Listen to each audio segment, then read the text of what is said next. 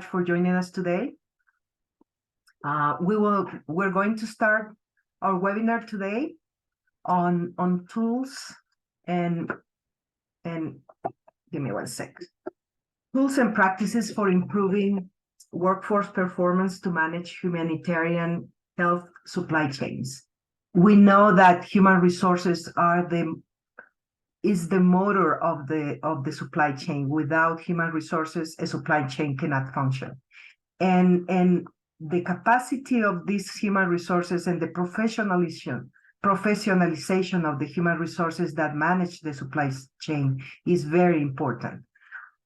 So we have a very special guest today that we will introduce in a minute. So if we can move back to the slide deck, please. And today's webinar will be hosted by Anabela Sanchez and myself. And Anabela, would you like to introduce yourself? Thank you, Nora. Good morning, good afternoon, everyone. Thank you for joining us. I am Anabela Sanchez, Senior Technical Advisor for JSI. I have been working for supply chain management improvements in Latin America and the Caribbean. And we are very happy to have you join us today. Thank you, Nora. Thank you, Anabela. And I'm Nora Quesada. I'm a Senior Technical Advisor working at JSI with more than 30 years of experience in the fields of supply chain, family planning, health insurance, system strengthening. So we're very glad to be hosting the webinar today. And we have three very expert speakers in humanitarian and human resources strengthening and capacity building. And I will start by introducing Dominique Zwinkels. Dominique, please, can you introduce yourself? Yeah, of course. Hello, everyone, and very happy to be here and wonderful to see so many different people from so many places around the world. I'm Dominique Zwinkels, and I'm the Executive Manager for People That Deliver. Just quickly, People That Deliver is a broad coalition of organizations working together to raise the profile of the health supply chain workforce as a very, very much a key strategic area of health systems. So that's me. Thank you so much, Dominique. And we also have Veronica Lacayo from Catholic Relief Services. So Veronica, can you please introduce yourself? Absolutely. Thanks, Nora and Anabela. Yes. Hello, everyone. My name is Veronica Lacayo. I work with the Catholic Relief Services at the GSEM Department, Global Supply Chain Management, as the Global Director for the Strategic Technical Assistance and Response Team. And very glad to be here today. Thanks. Thank you, Veronica. And we have our third speaker, Giuseppina Buffa. Can you please introduce yourself, Giuseppina? Yes, thank you, Nora. Thank you, Anabella. My name is Giuseppina. I'm an hospital pharmacist, and I've been working for emergency since 2011. As a pharmacy coordinator, I supervise the pharmacy department in all the emergency project. And my goal is the continuous implementation of pharmacy department through the training of the local staff. That is a fundamental mandate for the organization. Thanks. Thank you. Welcome, Dominique, Veronica, and Giuseppina, and we will be hearing more about the great work that they are doing in human resources, capacity building, and how to professionalize the supply chain management staff that works in this area. But before we get into the details of their presentations, Anabela has some housekeeping announcement to make. So the floor is yours, Anabela. Thank you, Nora. Welcome, everybody, again. Please continue introducing yourselves to each other in the chat. And during the conversation with our three speakers, please use the Q&A function to ask questions. We're going to have time at the end of their presentations to have a conversation with them. So please only use the Q&A button because we don't want to miss any of your comments or questions, okay?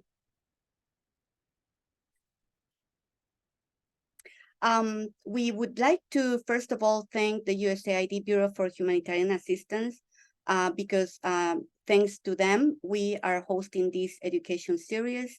The objectives of our program is to develop up-to-date curriculum, including country case studies, where some of you have participated.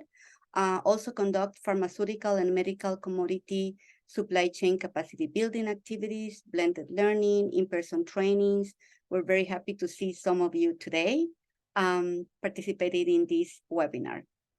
We also share learnings from regional and global communities, and you are also part of that as well. And last but not least, we support partners to provide technical assistance to better improve their pharmaceutical and medical commodity management practices. As some of you know, this is our last education series of the year. So we really are glad that you are joining us in our last event. As you have seen in previous webinars, we are going to provide a certificate of attendance to those of you who participated in 4 or more events. So stay tuned. We're going to be contacting you to provide you your certificate of attendance. Thank you. And before we start, we have session objectives for today. And we first are going through our panelists, do an overview of workforce development efforts of supply chain management staff around the world, especially in humanitarian and crisis settings. We also are going to review human resource management practices and tools. Both Dominique and Veronica and Yusi will have very important and interesting experiences to share. And then third, to learn how organizations and staff are nurturing high-performance teams, high-performance supply chain management managers through human resources incentives and approaches. And before I pass the floor to Dominique, the reason why our last webinar is focused on workforce development and human resources management is because, as you see on the screen, it's at the center of the supply chain management cycle. And that is why we believe it was the perfect way to close our education series. Human resources and their professional development is key for the supply chain management to function effectively. So thank you, and I will pass the floor to Dominique. Thank you, Annabella. And again, welcome everyone.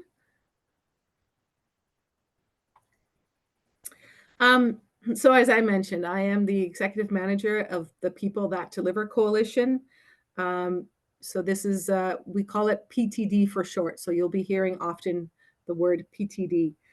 It was established in 2011 when close to about 80 institutions came together at a World Health Organization conference where they pledged their support as well as action to strengthen the capacity of the health supply chain workforce, but really more importantly to promote this idea of professionalization of the supply chain role within the health system, which was something that hadn't been done ever before. So this is basically the premise of our work, is that if you do not have the right people with the right skills running supply chains supported by appropriate human resource systems, you will not have a well-functioning supply chain. So that's really the premise of all of our work. And we see ourselves as the global technical leader for human resources for health supply chain management. Really the only global body that's bringing together a variety of different stakeholders to address the people working in the supply chain in low and middle income countries. And we see ourselves as the conveners, the leaders, and advocates for health supply chain professionals. So as I said, we are a coalition, and we are made up of these 30 organizations that you see on the slide.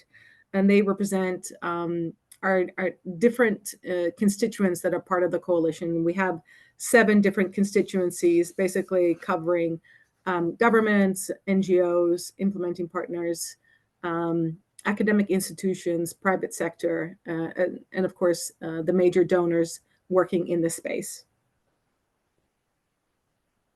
So as a coalition, we are working together to achieve one goal, one long-term goal, as you'll see on the slide, which is to create a competent, supported, and adequately staffed supply chain workforce that's deployed across the public and private sectors within the health system. There's a real need to increase coordination around what makes a supply chain professional, so that employees, both in the public and private sectors, can ask for the right people with the right qualifications, and so that academic institutions and professional associations can produce those professionals to meet the market.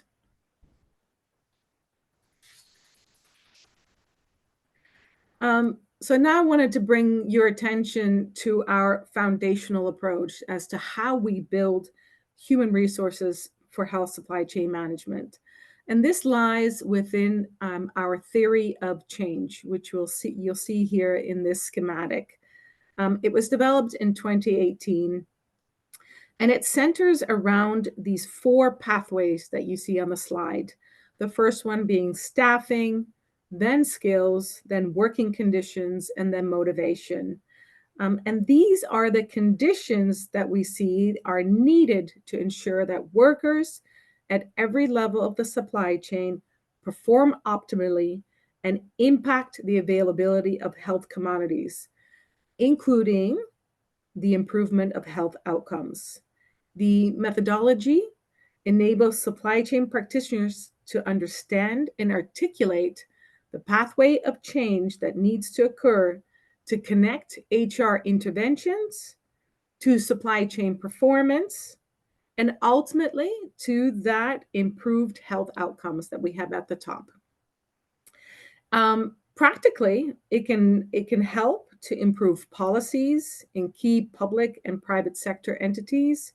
It can increase and improve resources to support a qualified, educated health supply chain workforce. And it can improve mechanisms to support the professionalization of a qualified, educated health supply chain workforce. The theory of change is a tool that helps countries develop strategies to manage the quantity, type, and capacity of human resources required to operate supply chains. We've developed a catalog of interventions and indicators that supports this framework, and it is particularly useful for your work and can help to design interventions. It can help to plan and measure effective interventions that can improve HR management systems, and can assess the effectiveness of those systems. Just for instance, Rwanda was one of the very first countries that took the theory of change, did a deep dive, looked at those 4 pathways of staffing, skills, working conditions, and motivation, and then start to prioritize specific interventions that they saw were necessary for their country. That theory of change led to a deeper labor assessment, looking at really the supply as well as demand for such professionals in their country, and now has actually led to professionalizing the role within the health system, whereby just this past week, the professionalization framework, which I will speak to you in a moment, has now been handed over to the Ministry of Health, and it's now embedded within their civil service structure. And so this is a huge progress has been made, and it really all started with this deep dive at looking at the theory of change 4 pathways. So I wanted to provide an example of one of these pathways, and because I think this might be very relevant to your work, and it's looking at the motivation pathway. One of our critical assumptions in creating the theory of change was that cultivating workers' motivation improves work performance. creating opportunities to improve individual level competencies and motivation will lead to that improved work performance. The theory of change expects that providing incentives and feedback through performance management systems will engage workers, increase motivation, and therefore improve their outputs. The literature on health, work, and motivation has highlighted the importance of deploying a diversified approach to increasing motivation. It has acknowledged that there's limitations when it comes to financial incentives, such as more salary, and has highlighted the importance of utilizing non-financial incentives, such as performance management, supportive supervision, professional development, and there's many others. What I'd like to do here is highlight the People That Deliver Performance Management Toolkit, which is a collection of adaptable resources for supply chain staff and supervisors to address performance management issues in their organization. It refers to the process of planning, reviewing, monitoring, developing, and recognizing performance. The toolkit moves, as you'll see on this slide, it moves through performance planning, thereby identifying the supply chain competencies and developing performance standards, for instance, to performance monitoring and reviewing, to then developing skills and competencies, such as through training, coaching, and mentoring, to then finally recognizing good performance through incentives and recognition. You can find more of this information on the People That Deliver website. It's peoplethatdeliver.org. So now I want to bring your attention to the Supply Chain Management Professionalization Framework, which was published in 2020. So it was the next step after the publishing of our theory of change. And this is really a set of global standards that align career path, education, and professional growth in health supply chain management. We believe that this will help meet the needs of the future supply chain workforce. Currently, there are no global standards for such professionals, and in many countries, there is no difference between supply chain management professionals that look after medicines and that look after other commodities. And very few countries regulate professionals. And therefore, we think there's a need to introduce systems thinking. And that's where the professionalization framework comes in. It can be used by governments to define standards, institutions of learning to define teaching, employers to define the competency needs, and then specifically for employees to start to map their career paths. The goals really are to elevate the status of the profession, facilitate recruitment and retention, and develop a supply chain management leadership pipeline. We also want to ensure that the conduct of supply chain management specialists are guided at country level. So with that, I wanted to highlight that the People That Deliver, we are the home of the Supply Chain Management Professionalization Hub. We ensure that global and country level professionalization initiatives are coordinated, documented, shared, and are publicly accessible. We're looking to highlight and promote early successes, as you'll see in my next slides. And we are looking to support and coach countries during implementation. And so with that, this is the actual framework, and it is composed of 4 different components. I direct your attention to the left-hand corner where we say supply, and then it moves to demand.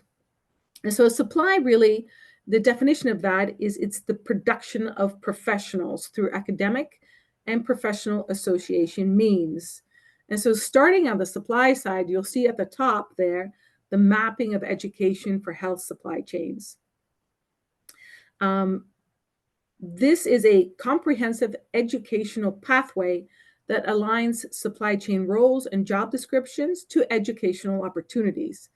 We've been able to map out 250 courses from various providers around the world. And it's designed to give the user a broad idea of the types of education that are available to fill specific skills gaps. In the middle, you'll find the library of competencies and designations, and this forms the core of this framework. And it is the standardized competency framework that includes both technical and managerial elements, as well as a maturity approach when thinking about a career pathway. So staff can move from being an associate all the way to a leader. So we have 5 different levels of designations. On the right-hand side, so then looking at the demand for such professionals, we have the collection of roles and job descriptions. This is a range of supply chain roles and associated job descriptions that spans the width of supply chain management functions and includes example organograms, job descriptions, as well as key performance indicators. And then this all feeds into the implementation approach for health supply chains. And this is a guided set of activities that teams can follow in a country, and in doing so, then leveraging these 3 tools above to then sustainably introduce supply chain management professionalization in a country. So next slide. Just wanted to highlight the 3 different countries where currently are ongoing supply chain management professionalization efforts, and that is Nigeria, whereby the Federal Ministry of Health is now driving this process at state level. In Rwanda, like I've just mentioned, the framework has been handed over to the Ministry of Health. And then thank you, Nora. I've noted the 2 minutes, thanks. And then in Mozambique, it is also supporting CMOM, the Central Medical Stores. So the challenges, just quickly, is that many countries have an insufficient supply of adequately skilled supply chain workers. There's often an issue around ensuring country-level commitment. And as we see donor funding decreasing, it's the role of governments, academia, professional associations is going to be that much more important. And with that, I wanted to provide you an example within the humanitarian and emergency setting. So let's take South Sudan. It is one of the most logistically challenging environments, a country that faces overlapping crises when you think of natural disasters, floods in the north, conflict and food security, and internally displaced populations that are constantly moving. So it's hard to plan for the movement of commodities to increase access points to health commodities. And of course, with security situations, it is very challenging to plan for the future. They have no trained supply chain management professionals. They have no institutions that can provide this training. There's also a lack of awareness of the importance of this profession. There's lack of data. There's lack of practitioners and skills for the technology to support operations. And there is no professional body. And so there are opportunities that we see currently whereby if we are to establish best practices and have a shared vision with our key stakeholders, we can introduce professionalization, whereby we're creating awareness around among regional organizations. We can start to think about developing supply chain management curriculum. We can develop mentoring programs, reward systems, and this is very much a journey that the country is on. And so the next steps for South Sudan is that within the next 24 months, they're going to be participating in national consultative meetings. They're engaging with experts. They're contributing to a regional policy within the East Africa community. And they are going to be working with partner states. And so with that, I just wanted to leave with you some practical tips as to what supply chain management leaders can do to support professionalization efforts. First of all, to prioritize it across the workforce life cycle. Be an advocate within your organization. Be inspired as well by other countries. See how other countries like Nigeria, Rwanda, South Sudan here are embracing it. use the framework. All of the components, all of the resources, tools are there. And get in touch with the Professionalization Hub. We can provide all the support and coaching that is necessary.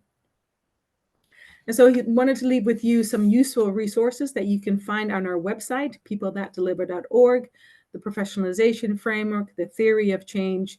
And when we're thinking about developing that leadership talent pipeline, we have the Step 2.0 program. And then wanted to leave you with my final slide is that if you're interested in this topic, we have the PTD Global Indaba Conference taking place in Thailand next year and would love your contributions. Thank you so much, Nora.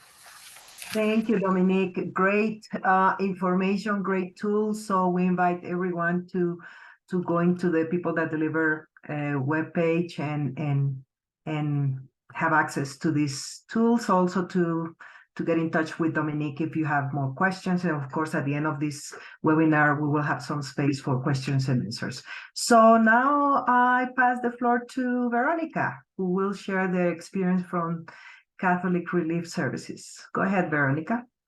Thanks, Nora. Yeah, at CRS, I'm gonna focus this on basically what are the tools and practices that we are developing or rolling out to improve the workforce performance, not just on the health, but we have a specialized supply chain area focused on the health supply chain support, but also in general as part of a supply chain practices, because we understand that a lot of them can be leveraged not just to a specific specialized area, but to the rest of a technical support that we provide. A little bit on the agenda. So I'm going to present what we do at CRS and then what is our mission and the portfolio of services from the supply chain management perspective. And then going back to the workforce performance, I'm going to share with you a couple of the tools and practices that we are putting in place to try to improve on that area, the support that we provide. All right, since basically 1943, CRS has been carrying out the commitment of the Catholic bishops and the Catholic community of the United States to assist the poor and vulnerable overseas. As part of a universal social mission of a Catholic Church, we work with the local, national, and international Catholic institutions and structures, as well as other organizations, to assist people on the basis of need and no creed, race, or nationality. And here is a little bit of what we do. As you can see, we are reaching to our 80 years of services in 2023. So we feel so proud to be serving and supporting a lot of the projects that we provide across the world. You can see that we are serving in 122 countries with about 255 million of program participants that we provide support, with also the support of about 1,735 different partners that we work with. So we feel, as I said, so proud. And you can see in here some of the technical areas that we support, as for example, agriculture, education, health is one of the biggest areas that we are trying also to reach and to provide support. Water and sanitation, microfinance, capacity strengthening, and justice and peace building. All right, so what do we do at CRS from the supply chain management portfolio or perspective? We do have a portfolio of service with the major areas of support that we provide. I'm not gonna read all this slide because I'm sure that you all will get the chance to review it, but also I wanted to share, because supply chain, it's a standard function. And I will say that at the NGO environment, we are not as known probably as some of the other big areas of operational support, as for example, finance and HR. So from the supply chain perspective at CRS, we are trying to provide a lot of the education to the non-supply chain practitioners or colleagues so that we can make sure that the support that we provide is not just well accepted, but it's also recognized as a strategic partner of support that we provide. So from the Global Supply Chain Management Department, we are focused in 4 big units as global procurement, systems and performance, international transportation and logistics, and the Strategic Technical Assistance and Response Team, which is the team that I'm blessed to lead, which is called for the acronym of STAR. So I'm the STAR director, in other words. So what is our primary areas of expertise? Because the STAR team, basically, it's the focal point to work directly with the field areas, working very closely and in collaboration with the regional supply chain teams on where we have 7 regions of where we have presence, but also the regional supply chain teams cascade and work and manage directly the contact with the different country programs that belongs to that region. So we provide support in terms of project management, knowledge management and learning, and technical expertise on the different technical areas of support that we have. As for example, being held, one of these, we also have a technical expertise in food and NFI and markets and CBA. And as I said, knowledge management and learning. And from the health perspective, I wanted also to share what are some of the specific interventions of support that we can provide. So for example, as you can see, supporting the Global Fund grants in the health system strengthening on the supply chain area and the malaria and the tuberculosis projects, for example, to improve the access to public health commodities, project management, oversight and monitoring, because it is very important to understand that supply chain has presence in every single stage of a project life cycle. So that is also very important to recognize. And of course, working a lot on capacity building and capacity strengthening. And that's one of the focus that I would like to continue sharing as part of the rest of this presentation. Okay, so what is the journey that we have been trying to achieve towards the supply chain excellence?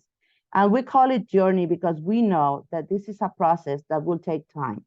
But what is important is to recognize every single success that we are achieving to make sure that every step that we are doing is making a difference in the overall project or in the overall process of commitments that we have. So we work as normally as part of working on the 3 major pillars, and I'm adding one more, which is focusing on the people, process, systems, and I also call partnership, because we can't do it alone. We can't do it without the support of key stakeholders that are coming to also join us as part of these developments. For example, working with the HR teams, working with the finance teams, working with the audit teams to make sure that we can reach to a broader audience and have a broader understanding of the purpose of the efforts that we are doing. From the supply chain perspective, we have developed 7 supply chain strategic objectives to achieve the journey of what we are trying to basically commit with the agency. We work as professionals in making sure that policies, procedures, and best practices are rolled out in compliance with the agency and donors regulations. And I highlighted the second objective, which is existing and new staff capacities are strengthened based on clearly defined roles and responsibilities. Then we have, of course, 7 more objectives, like working with data. It's key to make sure that we can properly report the progress that we are doing. And this is great also to get support from the leaders in terms of the areas of focus that we are providing support. Working with systems and technologies is also key. Also, we work a lot in the innovative supply chain solutions to be piloted and implemented, to incorporate that as part of a competitive advantage that from the CRS perspective, we are also trying to provide. And as I've mentioned, technical assistance is provided to country programs and partnered and collaborate with key internal and external stakeholders, developing and enhancing opportunities for improvement and opportunities for leveraging the existing efforts that have been developed. So on the next slides, I'm going to be talking about what are some of the key tools and practices that we are trying to put in place. So number one, I'm going to be talking about the definition of roles and responsibilities. I'm going to talk a little bit on how we are trying to roll out the standardization of a job family catalog that Dominique already talked about that as part of the portfolio of people that deliver. And that is one of the areas that we have been collaborating a lot with the efforts of PTD.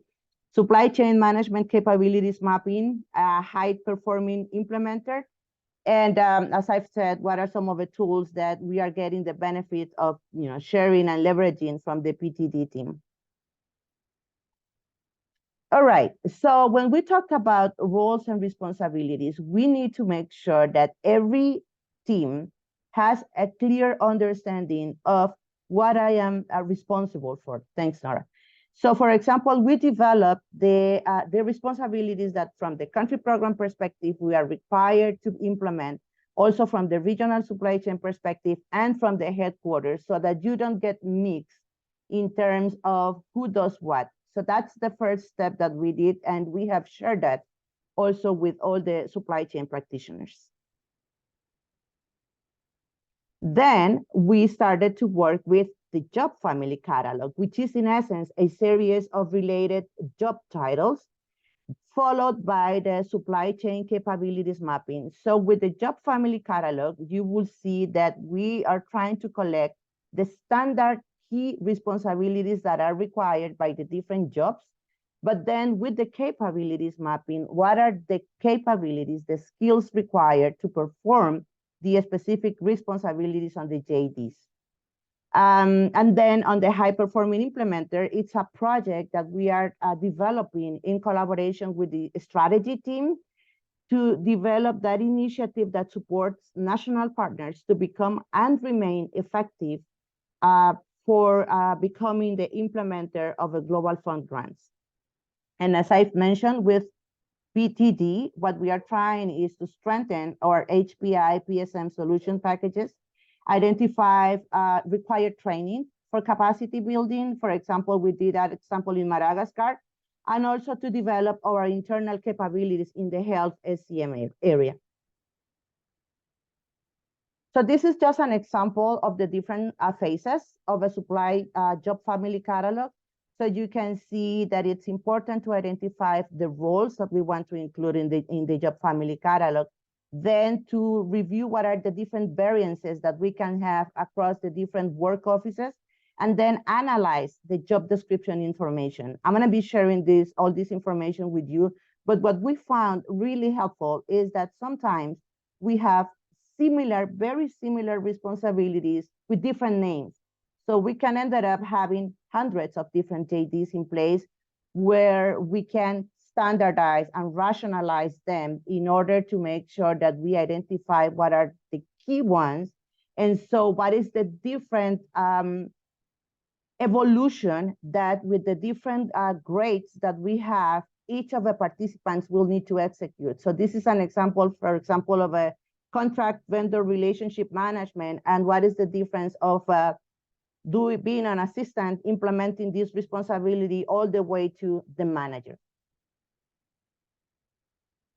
And then last, on the capabilities mapping, as I said, this is the next step after the definition of a standard job family catalog, and the capabilities mapping, we're trying to standardize them in terms of management capabilities, cross-cutting capabilities, and job family capabilities.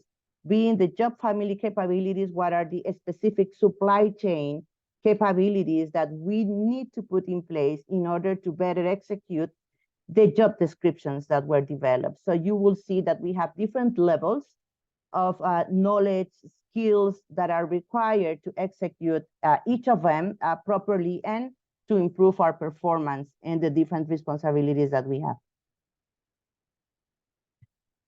thanks so much. And I think that was a brief update, but of course, being open if there are further comments or questions. Yeah, thank you so much, Veronica. I'm sure people will find all the tools and capacity, especially the supply chain management capabilities mapping. It's very interesting. So thank you so much for that. So now we move on to emergency with Giuseppina Buffa, who will share her experience in human resources strengthening from emergencies point of view. So go ahead, Giuseppina. Hello, can you hear me?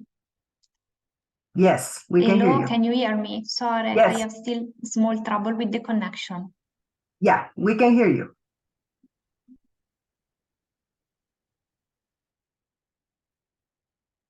You see?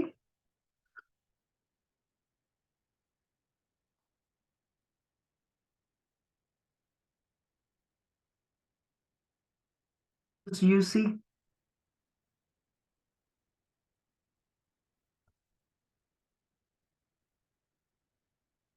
I think we did, as you know, Giuseppina Buffa is the pharmacist manager in for emergency. Right now, she's working in South Sudan, so she's having a lot of difficulties, not only with the situation there, but also with the connection. And we were, fearing, I would say, that she would have difficulties in presenting her portion of the webinar.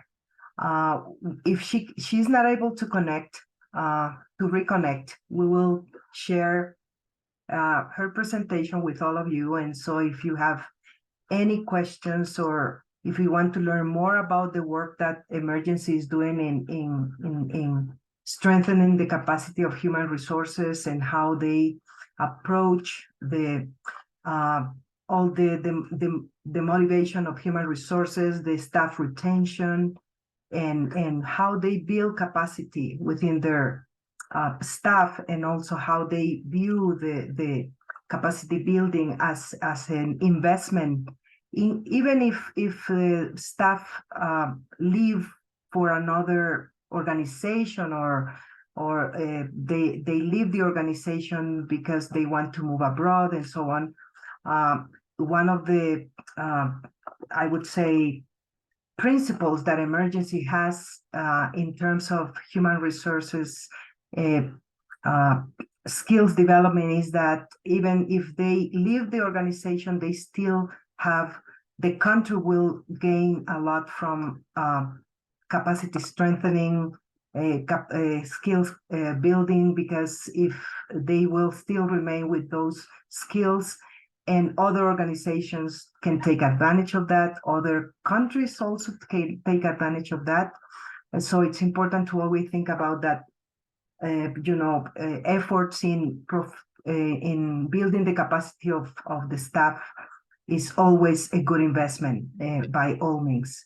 While she tries to reconnect, I would like to open the floor to the audience and see if you have any questions to the two panelists that already presented.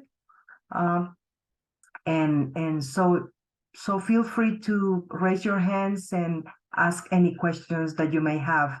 I think that what Dominique shared with us about what people that deliver is doing in terms of capacity building, professionalization of staff across the different countries was very interesting.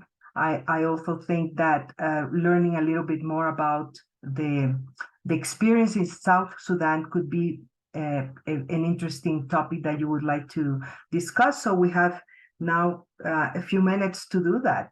So please feel free to open your mics and ask any questions to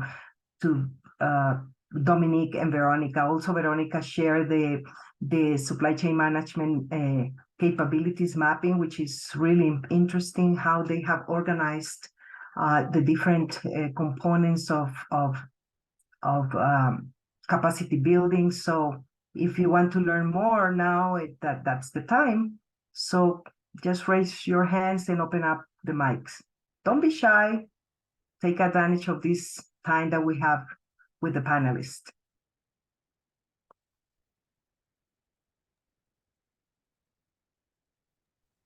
Mientras tanto, Nora, tenemos dos preguntas. We have 2 questions, you're saying? Sí. Okay. Una de Gladys Muhayer para Dominique Yes. y un comentario de Trudy Hilton. Okay. Sí. So, Dominique. Yeah, I'm There's- just looking at Gladys's comment. Yes. Let's see. I would like to understand why Step 2.0 is not yet implemented in many countries, either with Global Fund or USAID funds. What challenges have been encountered? We are actually implementing the Step 2.0. So let me just go back. The Step 2.0 is a leadership and change management program. We don't call it a training. It's really a program that's facilitated over the course of about 6 months. The cohort is normally made up of up to about 30 people. But actually this year we have close to 10 implementations that have happened and are happening. We're going to have a very first regional implementation in Thailand. The workshop is taking place in the first week of November. It actually it's regional because individuals from different countries in that region are going to be coming to Thailand for the in-person facilitation, and it's going to be across multiple organizations. So it's multi-organizational and multi-country. Very exciting to see how that one is going to unfold. In any case, the demand is there. I think the big challenge is the funding element. Running such a program is quite expensive. So far, we have 4 different donors providing financing for it. So as Gladys said, USAID, the Global Fund, they just funded 3 cohorts in Ethiopia. We also have Gavi, the Vaccine Alliance, providing funds. They're actually funding 3 different programs in Francophone West Africa this year. And then we're also receiving funds through pharmaceutical companies, specifically through the IFPW Foundation. So again, it's a lot of work to run these programs, and the demand is there, but the funding needs to be there as well. So I think those are just some of the challenges, but it's one of those programs which I'm probably most proud of. It's a very unique program in that it is at the intersection of the public and private sectors. We bring in private sector coaches to support the participants throughout the 6 months while they're working on the very specific supply chain transformation challenges. Those are the capstone projects that they come to the program with, and the coaches help them basically, come up with solutions for those issues that they have in their workplace. And so there's something very tangible that they go back to their workplaces with, and then work on that for many, many more months or years to go. And currently we have even set in motion a monitoring and evaluation program. And so really starting to see impact of this program, both at the level of data visibility, data management, for instance, to very concrete supply chain improvements. So hopefully that helped answer the question that Gladys had. Hello. Hi, Yusi. You're back. Hello. Sorry, can you hear me? Yes, we can hear you now. Sorry, I'm still in time. Sorry. I'm back. Sorry. I'm still in time. On time. Yeah, we have like 9 minutes left, and so there are a couple of comments from Barbara and Nadia. So Barbara, and I will pass the floor to you, Yusi, in a minute. Okay. No comment from me. Sorry, I don't know. Okay, great. And Nadia? Yeah, I saw another question. We addressed it.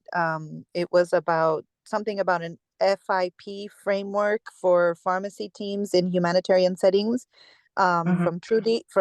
It would be great, Trudy, if you could share that with us. There is an interagency working group. It's called the Health and Humanitarian Supplies Working Group.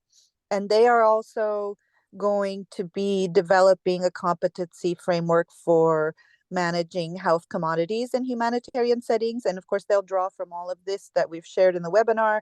But if there's already a framework developed, that would be great to get that from you and incorporate that, and then try to standardize across all the different partners and clusters so that we have one framework for humanitarian. So I know much of the examples that were provided here today were not quite fully in the humanitarian realm, although many of the principles are the same. Thank you. Yeah, thank you, Nadia. And UC will provide some examples in the humanitarian space. So if you want to stay, all of you, a little bit over time, so we gave the opportunity to UC to present her experience in emergency, we would really appreciate it. We have one more question to Veronica. Maybe Veronica, if you can answer the question by typing it, by typing the answer, we would appreciate it so that we can move on with the presentation from UC. Okay, so UC, the floor is yours.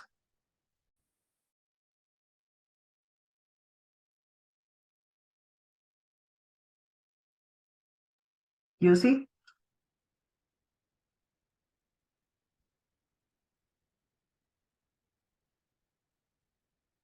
Oh, maybe we lost her again. Yeah, we lost her again. Sorry about that. Yeah. So we will answer a couple of more questions here, and then we'll wrap up. Okay, so there's a question for you, Veronica. What stage does CRS stand at the moment in terms of supply chain maturity model?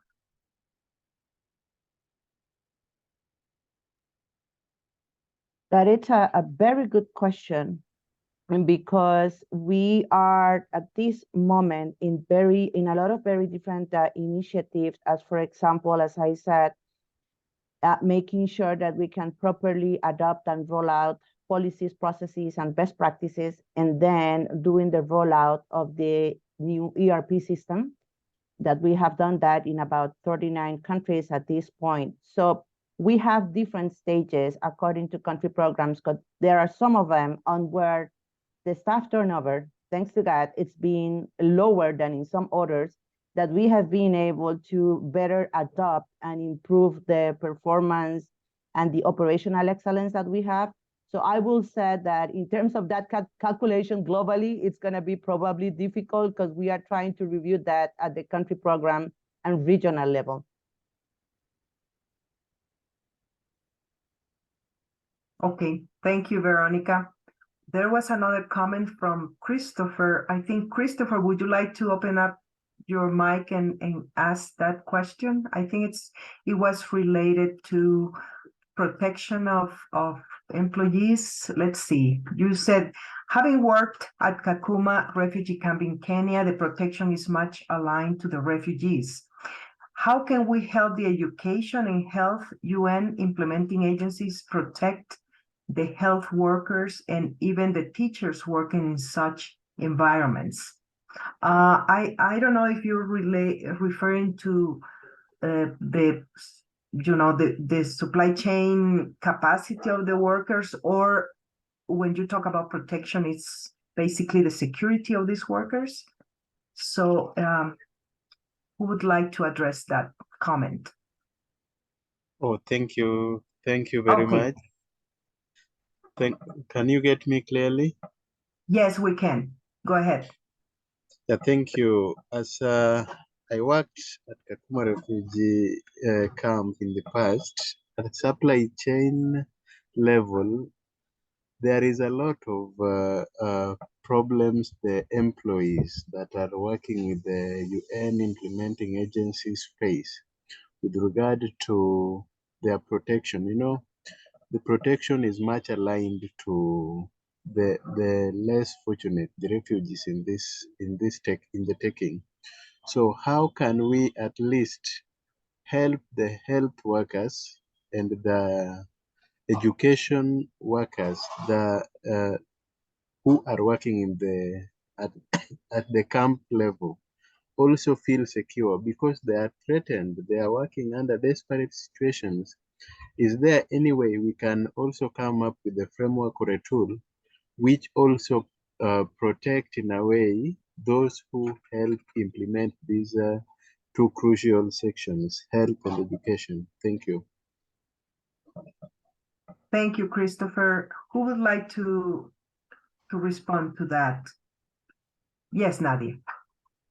Yes, I think especially for fragile settings, but any setting really, and particularly situations where you have conflict and you have attacks on the facilities themselves and the health workers. You have actual attacks. And I think the supply chain is also a very vulnerable place because this is often where you experience theft, and this would put the supply chain workers in harm's way if they are attacked in order to steal those products.